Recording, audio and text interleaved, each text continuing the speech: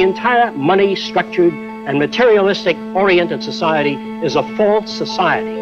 Our society will go down in history as the lowest development in man. We have the brains, the know-how, the technology, and the feasibility to build an entirely new civilization.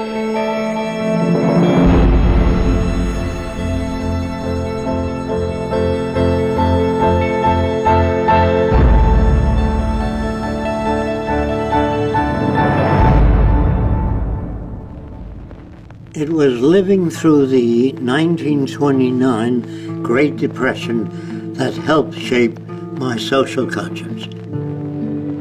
During this time, I realized the Earth was still the same place. Manufacturing plants were still intact, and resources were still there, but people didn't have the money to buy the products.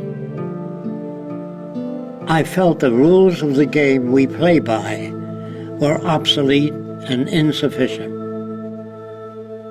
Misery, suffering, and war provided the incentive for my life's work. I was also motivated by the seeming incompetence of governments, the academic world, and the lack of solutions offered by scientists. I realized instead of working with individuals, a more effective method would be to redesign the culture. This began a lifelong quest to finding solutions to the many problems that we have today.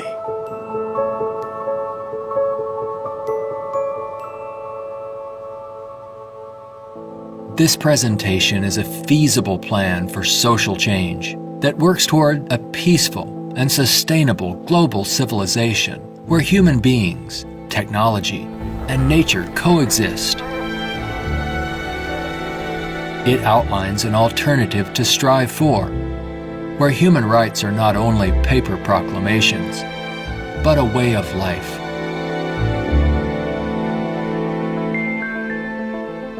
It is called the Venus Project.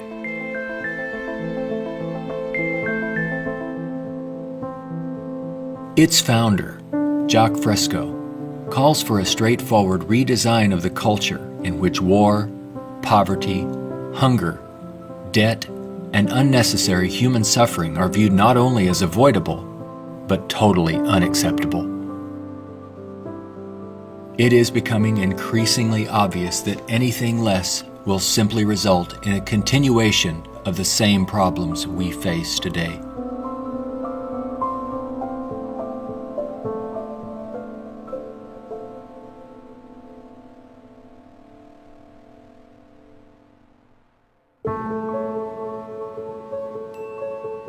The Venus Project's Research Center, constructed by Fresco and Roxanne Meadows, is located in Venus, Florida. It addresses many of the root causes of our difficulties. But what are the real origins of our problems?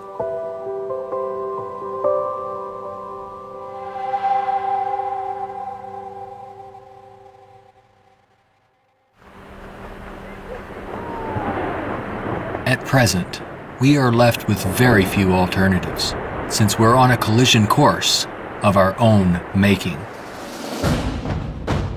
Answers from yesterday are no longer relevant. Considering the damage already done to the environment, we are rapidly approaching a point of no return, where nature will dictate the course. Either we continue as we have, with outmoded social customs and habits of thought, thereby threatening our future, or we apply a more appropriate set of values, relevant to a sustainable society, with more opportunity and freedoms. Americans have been conditioned in their kind of society to get a different kind of car next year, to buy a new television set or a tape recorder. We are radical as hell, but our political and social institutions have not changed. And this is where we are stagnating, because we always equate any new idea with communism or regimentation, because we've been brought up to fear that which is new. None of the world's economic systems, socialism, communism, fascism, or the free enterprise system have eliminated the problems of elitism, nationalism, racism, and most of all, scarcity. These are all based primarily on economic disparity. When money is used to regulate and distribute resources for profit, and people and nations are out for themselves, they will seek advantage at any cost. They do this by maintaining a competitive edge, or through military intervention. War represents the supreme failure of nations to resolve their differences. From a strictly pragmatic standpoint, it is the most inefficient waste of lives and resources ever conceived. Most wars are for the control of resources and maintaining your position of differential advantage. They're not based on the dignity of man. They're not based on elevating human beings. It might elevate the human beings in the country that's the victor. It might do that. But as far as the rest of the world goes, the price is enormous. This crude and violent attempt to resolve international differences takes on even more ominous overtones with the advent of computerized nuclear delivery systems and deadly biological and chemical weapons.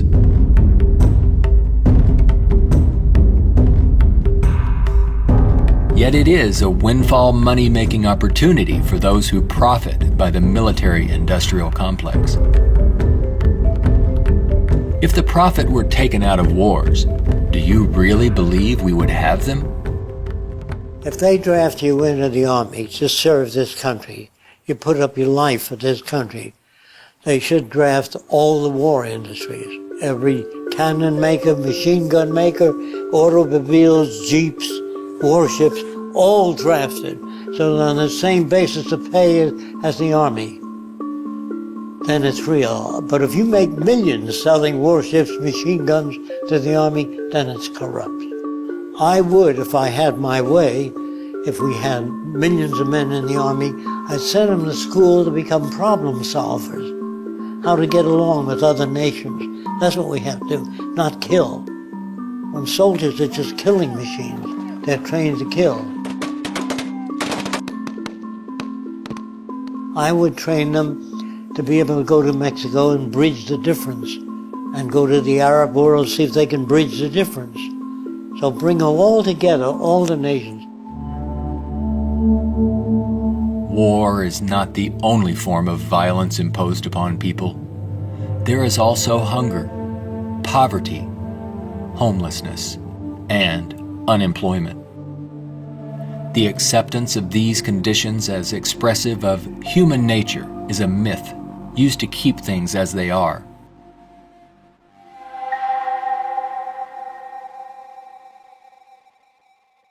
Genetics has nothing to do with greed, business, race prejudice. All of the operant systems in any society are part of your education, the books you read, the role models you follow, and the people you admire. The genes have nothing to do except with the color of your eyes, the shape of your nose, perhaps inherited features. The genes do not control values. And even if you're born with a much better brain than another person, meaning better receptors, the quality of the tissue is better, I would say that if you have a better brain and you live in a fascist country, you become a fascist faster. The brain has no mechanism of discrimination. The brain can't tell you what is relevant or less relevant, except experience. We are not born with greed, envy, hatred, or bigotry. Our behavior and values are reflective of the culture we are exposed to. If you were raised by the headhunters of the Amazon, you'd be a headhunter. And if I said to you, doesn't it bother you to have 5 shrunken heads? You say, yes, my brother has 20. So, is he nuts? No, that's normal to his culture.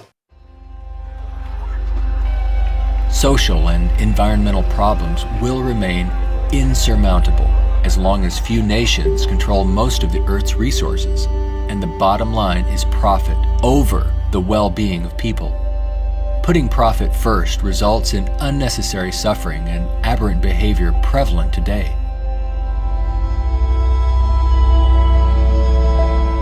Many people feel that we need the rule of law to eliminate our problems. We have many laws, thousands upon thousands of them, but they are constantly being broken. Paper proclamations and treaties do not alter the facts of scarcity, deprivation, and insecurity. You can predict the shape of the future and the values if you know the trends of events and the ocean pollution, the scarcity of arable land. If you watch that degrading system grow, I can predict the riots and killing and assassination. In other words, human behavior is really generated by the surrounding environment. If there's a scarcity, say, of water, it is prized, and its price is high. Let's discuss scarcity as a system. Suppose it rained gold for about 3 days, gold dust. People would go out and shovel it in, fill the cellars, the attic, every drawer in that. They throw out their clothing. If the rain kept up for a year, so the gold was all over the place, people would sweep it out of the house, take their rings off, throw them away, and so human behavior undergoes change to that condition. There's only a policeman in front of something that people have need for and don't have access to. So you put a guard there. But if lemon trees or orange trees and apple trees grew all over the place, you couldn't sell it. If you landed on an island that was so abundant with resources, you had 10 people, there were 1,000 fish for every person if you wanted it. There were 10 times the amount of breadfruit and bananas, money would not come into existence. Private property would not come into existence. If the island was big enough, there were 10 people, there were 8,000 acres. No one would give a damn about staking out this particular area. There are patterns of behavior that promote survival. There are social conditions that change our values and outlook. No one can write a constitution of required behavior without consulting the environment. So we'd better take care of the environment, we'd better take care of one another, and we'd better educate people to the highest possible levels of our ability in order to have a society. Even a peace treaty cannot prevent another war if the underlying causes are not dealt with. Maybe what is needed are ethical people in government who will work towards everyone's well-being. But even if the most ethical people were elected to high positions and we ran out of resources, there would still be lying, cheating, stealing, and corruption. It's not ethical people that are needed, but rather a way of intelligently managing the Earth's resources for everyone's well-being.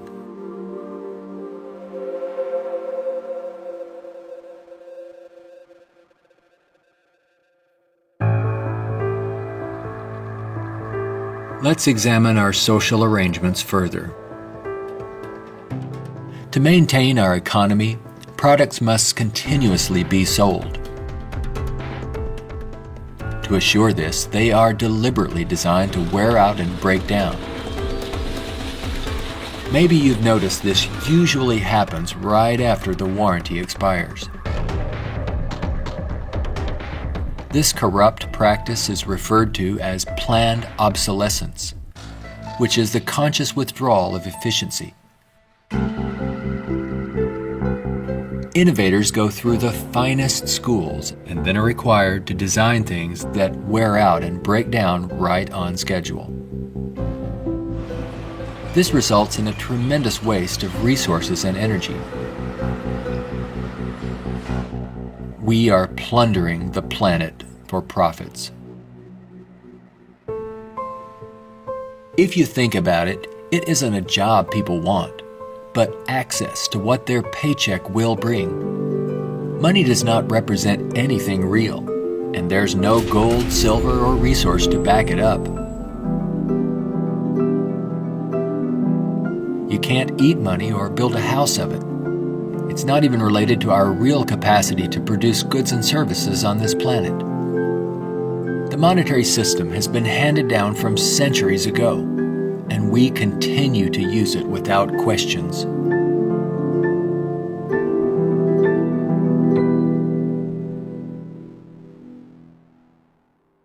This system will keep installing more and more automation, cutting down on the purchasing power of the majority of people. There will come a time, it's called the Gaussian curve, where employment is that, production is this, and purchasing power is that. The system stops. Banks fail, nothing works anymore. We're moving in that direction very rapidly. We have finally gotten to a place in 2011 where it's becoming obvious that the machine has beaten the man. We're incredibly productive with far fewer people. We are more productive. We are more productive as an economy than ever before. An but iPad that means app we can do need more less than workers. 4 people. Just that there are fewer jobs. The jobs that do exist now can have lower wages because of obvious reasons. A lot of people looking for a small number of jobs. The wages go down. That has huge impacts on the middle class and ripples out from there. We're moving towards social collapse. I think this is going to happen all over the world, not just here. And it doesn't require the overthrow of the government. It just requires that you let it alone. It'll overthrow itself. If you control the media, you can calm people down. But if the majority keeps getting laid off, they don't have purchasing power, the system collapses. It doesn't work anymore. They invade. It's already happening. This country is already insoluble. They're going to have difficulty with national security, paying pension people. They've spent far beyond what they already have. Now, all they can do now is create debt, borrow more and more money from banks. We also want to show you a rather grim sign of our times. It's not far from here in Midtown Manhattan. The national debt has grown too large for the national debt clock. It went up back in 1989 when the nation's debt was less than $3 trillion. The debt has been piling up so fast lately they had to drop the dollar sign to make room for an extra digit as the number turned over to more than $10 trillion now and counting every second. A whole new clock with 2 extra spaces will go up next year. The federal government is not allowed to print money. It's not allowed to lend money or get in the banking business. That is a privilege for bankers only. So what the government has to do if they want to build an air force, say, of 2,000 planes a month, they have to borrow money from a private lending institution, sign the dotted line, and if the war is lost or failed, the burden falls on the public to pay off that debt.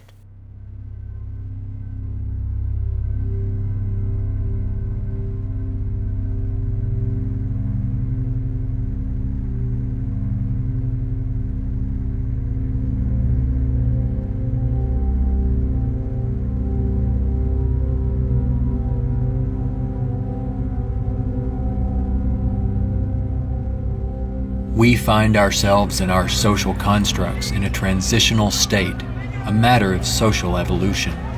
If we want to make it through these turbulent times, we must be able to adapt to change. All things change, including our social systems.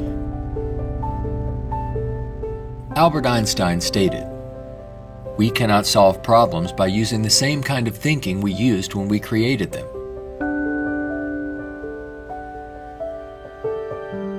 Earth is still abundant with resources. Our practice of rationing resources through monetary control is no longer relevant and is actually counterproductive to our very survival. Today, we have highly advanced technologies, but our social and economic system has not kept up with our technological capabilities, which could otherwise easily create a world of abundance for all, free of servitude and debt. How can this be possible? There is not enough money to feed or house all people on this planet, let alone accomplish these more ambitious ends. But Earth has more than enough resources to meet the needs of all people, but only if managed intelligently.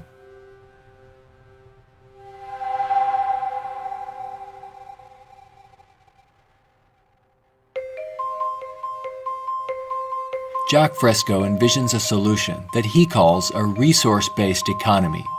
It is a socio-economic system in which all goods and services are available to everyone without the use of money, barter, credit, debt, or servitude of any kind. It is unlike any social system that has gone before. Fresco arrived at this direction through 75 years of study and experimental research.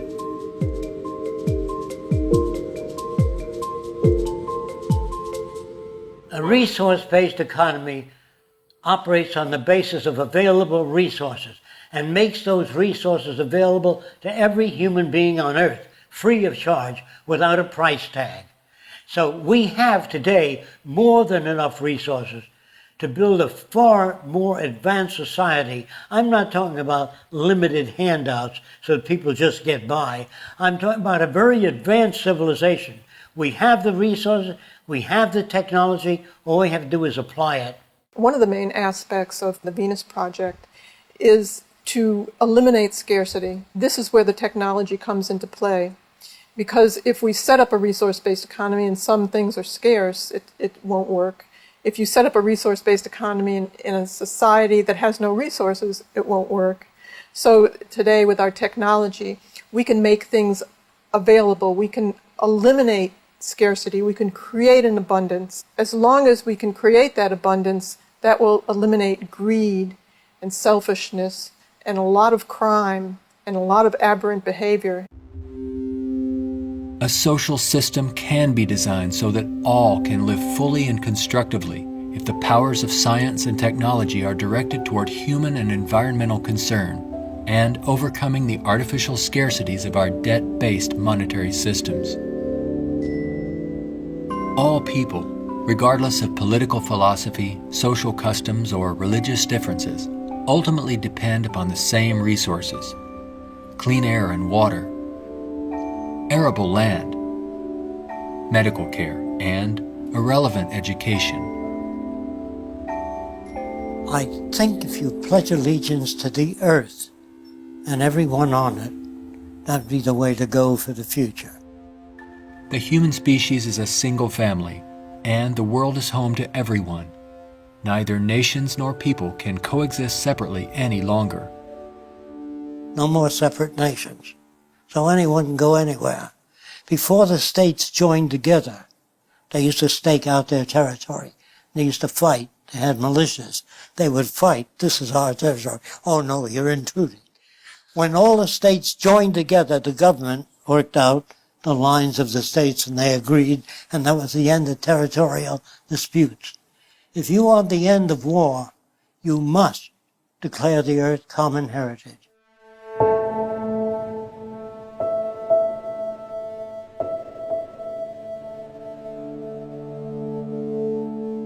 This has nothing to do with those who want to form an elite world order with themselves and large corporations in control and the rest of the world subservient to them. On the contrary, a global resource-based economy enables all people to reach their highest potential, where they can thrive and grow in a society that works in their behalf, a society that protects and preserves the environment as well, one that understands that we are part of nature, not separate from it.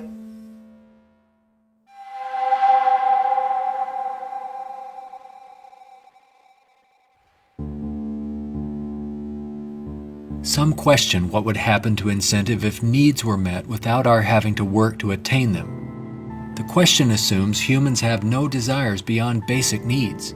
If that were true, there would be no inventors, writers, or teachers. People work with passion on the things that interest and challenge them. Let's enable all people to have the opportunity to partake in the greatest challenge one can have, improving our world for everyone. Individuality will be emphasized rather than uniformity.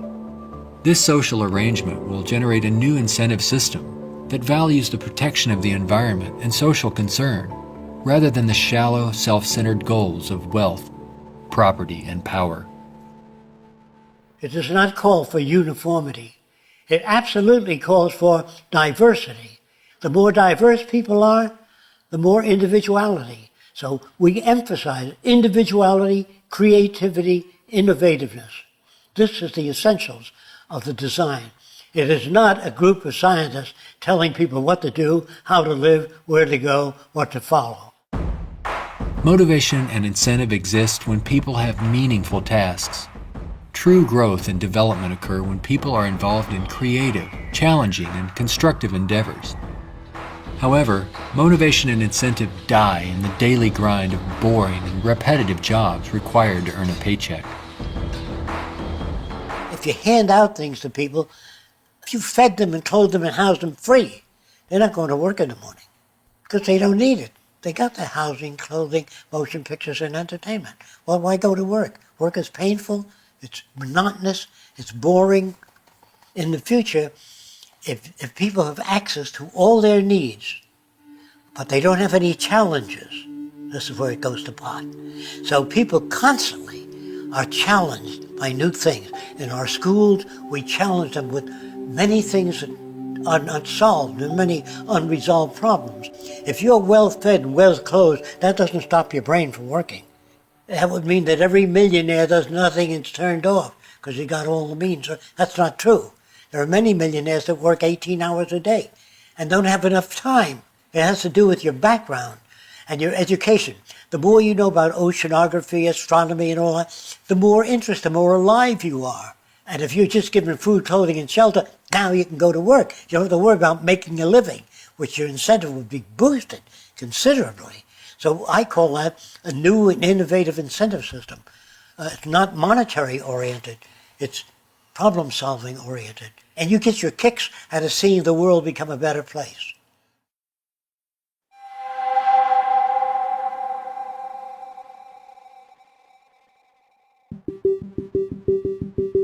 How can we use our technology wisely so that there is more than enough for everyone?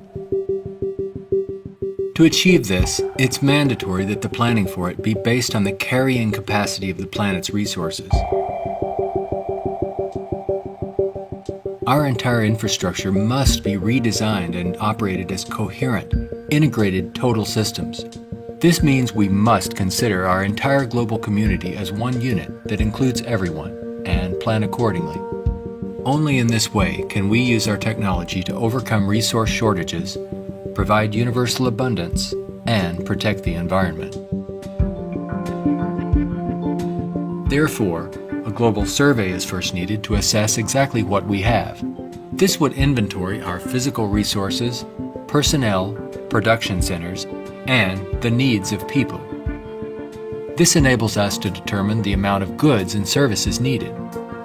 For instance, where is the arable land to grow crops? How many people are in various locations? And what is the state of their health? This would determine where hospitals are built and how many.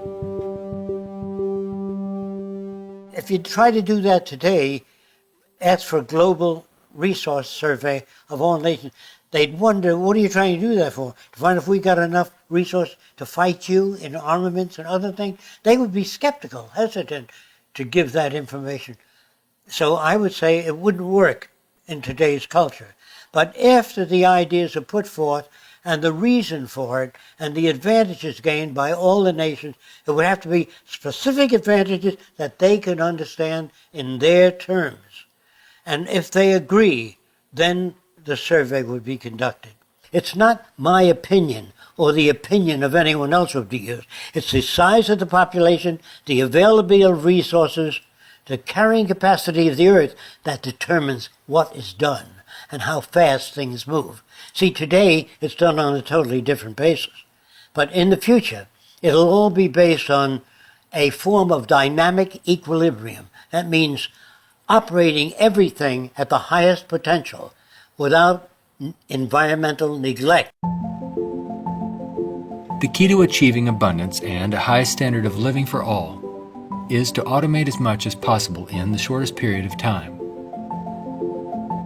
But during the transition, we have to bring together the technological capabilities of people working with computers and working with technology and building and designing methods of delivering these resources and the necessary industrial plants to process the resources. Our problems and their solutions are technical, not political. Most problems can be solved when technology and the methods of science are used to serve all people, not just a select few. But what is it that you want? You have to ask yourself, I want to live in a world where I don't have to fear that my children will go into another war, where there'll be deprivation or problems or disease. Do you know how to build that kind of world? No, I don't. Well, how do you go about building? You call upon the various divisions of science, bring them together, and say, these are the problems we'd like to solve. A scientific government doesn't mean that scientists rule or control people. It means they have better means for building transportation systems, better means for cleaning the air. They have the best means for restoring the ocean that we know of to this day. Computers can serve the needs of everyone when CyberNation is ultimately integrated into all aspects of this new and dynamic culture. One can think of this as an electronic nervous system, extending into all areas of the social complex. Their function would be to coordinate a balance between production and distribution, assuring there are no shortages or overruns. In this highly technical society, decisions are based on direct environmental, human, and industrial feedback. You can think of this as electrical sensors throughout the entire environment, from cities, factories, warehouses, distribution centers, transportation networks, all over the globe, gathering data for more appropriate decisions.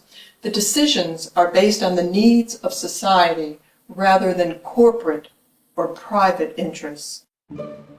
It is not automated technology or machines we should be wary of, but the abuse and misuse of technology by selfish interests. Remember, it is people who decide what ends the machines will serve.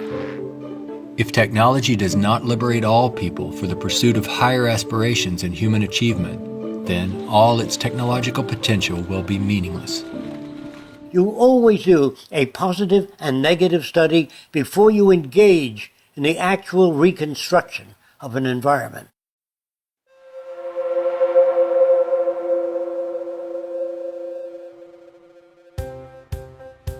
It's all just talk unless there is a technical plan to organize and use resources to accomplish abundance.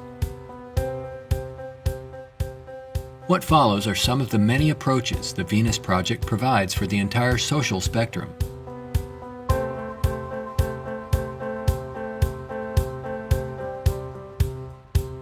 Today, more than half our population lives in cities that are polluted, dangerous, and waste energy. What we have to do is design a city as a living system, as an organism, as a university, that all of the cities of the future will be university cities that grow, that continue to exchange ideas. The city will have a built-in transportation system, so there are no accidents and no unthought out areas of technology. Medicine, botany, agriculture, the total system, one planning system.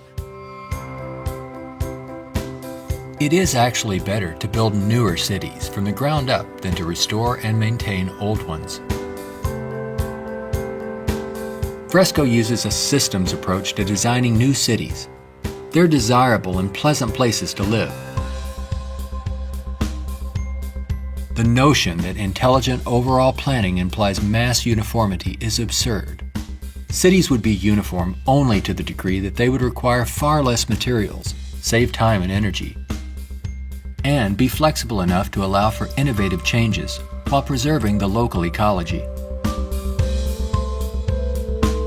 If we design our cities to meet human needs, you don't have most of the problems that are prevalent today. In the Central Dome, you have childcare, schools, dental care, medical care. In the production and design of the cities, we work out 1/8 of the city system, and then we reproduce it instead of have architects design each building and each structure, which is a tremendous waste of energy and talent. When working on solving the housing problem for all the world's people, construction techniques would be vastly different from those employed today. Extruded and self-erecting structures could revolutionize and speed up construction processes. These lightweight, durable apartments could be produced as continuous extrusions and then separated and positioned in place by the mega machines. The outer shells of these efficient structures serve as photovoltaic generators and heat concentrators. You don't own anything in this society. Really, people don't want money. They want access to things when they want it.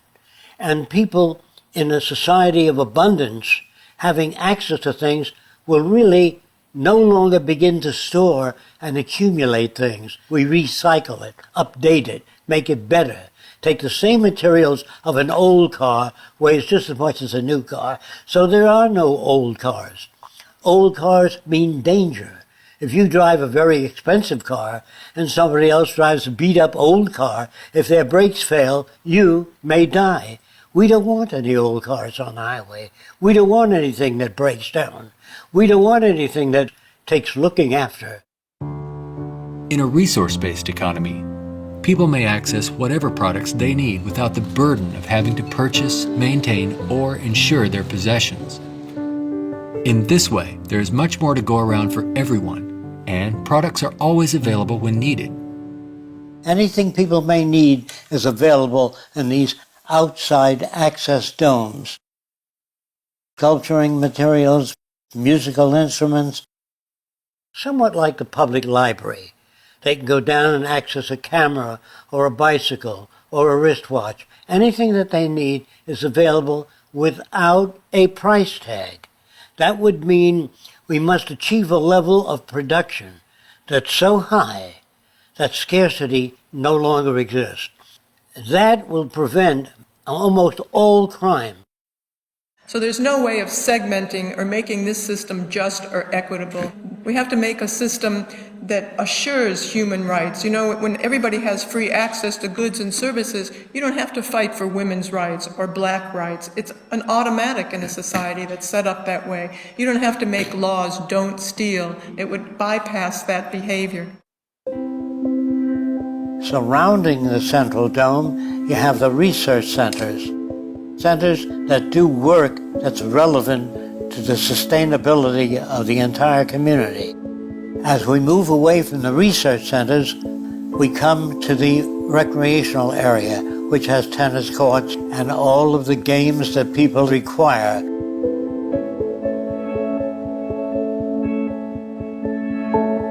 As we move away from that, we come to the residential district. There are streams, waterfalls, lakes throughout the area.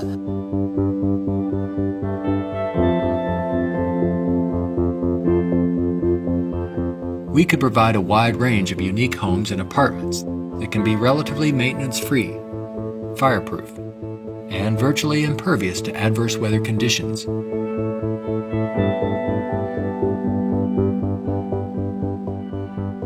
As we move to the next sector, we come to apartments.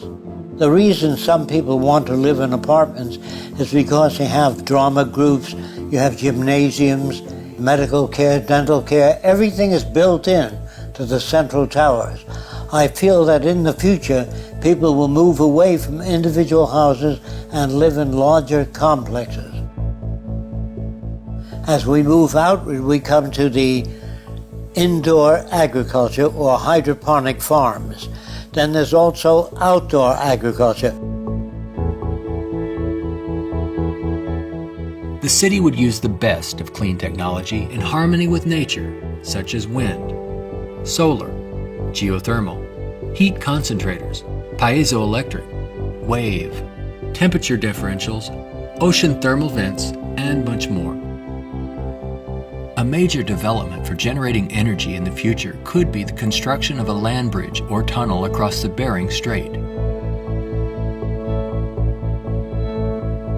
These underwater structures convert a portion of the ocean currents through turbines to generate clean sources of power.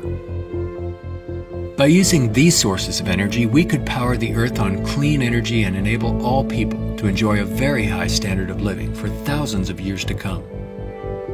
There's no need for the use of polluting hydrocarbons any longer.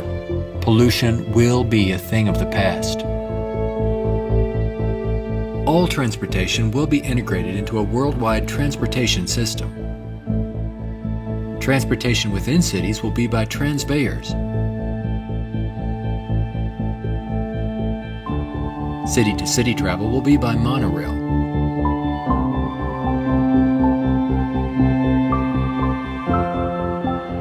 Maglev trains are utilized for long-distance travel. To enhance efficiency, this high-speed maglev train is equipped with removable sections, which can be disengaged while the train is in motion. Aircraft will display a wide range of configurations. These VTOL aircraft, or vertical takeoff and landing, are used to transport passengers and freight. The priority is safety rather than saving money or dealing with the lowest bidder. This modular freighter consists of detachable sections that can be rapidly loaded or unloaded. The number of sections varies depending on the amount of freight to be delivered. When all the sections are connected, they can be propelled as a single unit. Ships can be floating manufacturing plants that produce products while en route to their destinations. They can also serve as education centers, where children and adults travel worldwide, obtaining innovative education, not through vicarious study, but through experiencing and interacting with the real-world environment. A national transportation system would include a network of waterways, canals, and irrigation systems. They could serve to minimize the threat of floods and droughts while allowing for the migration of fish, provide natural fire breaks, emergency water sources, fish farms, and recreation areas. When we unleash science and technology directly into the social system without the restrictions of the marketplace, finances, or patents, we could achieve a very high standard of living within a very short period of time. This society would continuously improve, changing rapidly through new technologies, inventions, and ideas. It would be an emergent society rather than an established one like we have today. Imagine living in an extraordinary oceanic city, helping to restore the ocean environment while eliminating land-based population pressures.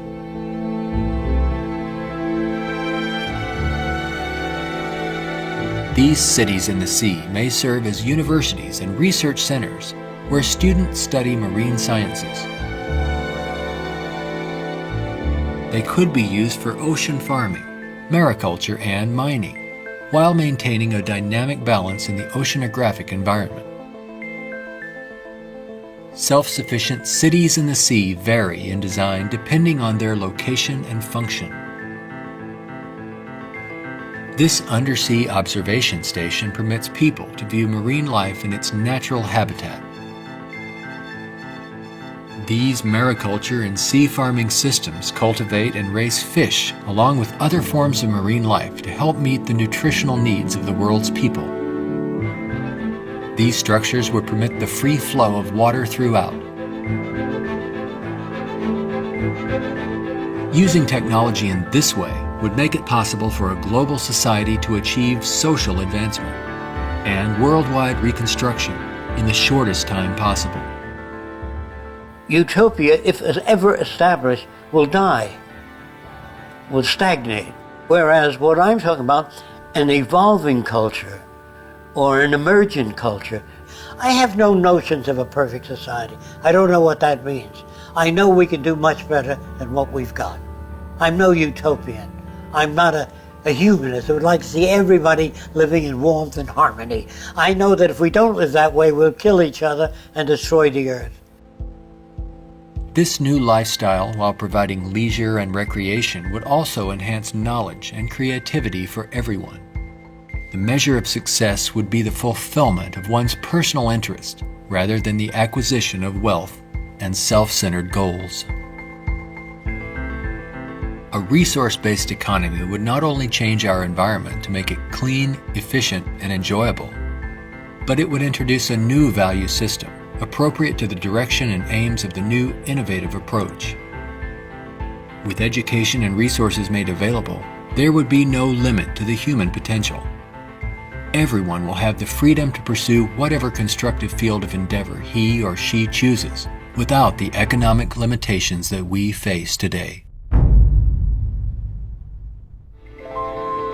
We are now at a time when decisions must be made if we wish to evolve from our present culture of scarcity, waste, and environmental destruction to a sustainable society of ecological concern and abundance.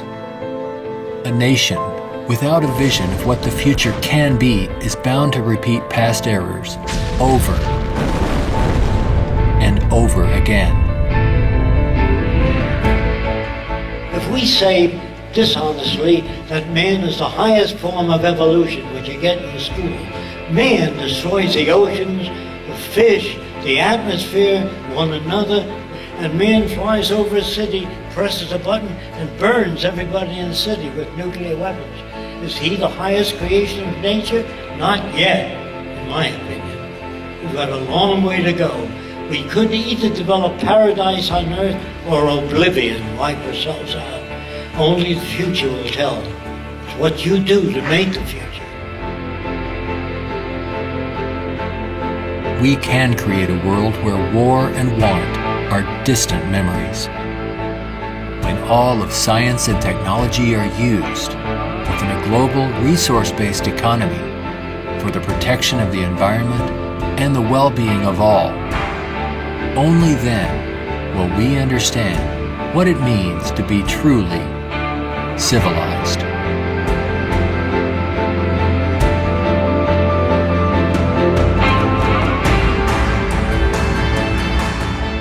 Be a part of the growing community of people working toward making the aims of the Venus Project a reality. Join us in our efforts to bring this vision of a positive future to a wider audience through the goal of a major motion picture. All of these things can be built with what we know today.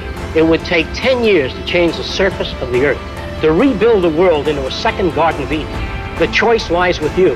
The stupidity of a nuclear arms race, the development of weapons, trying to solve your problems politically by electing this political party or that political party, that all politics is immersed in corruption.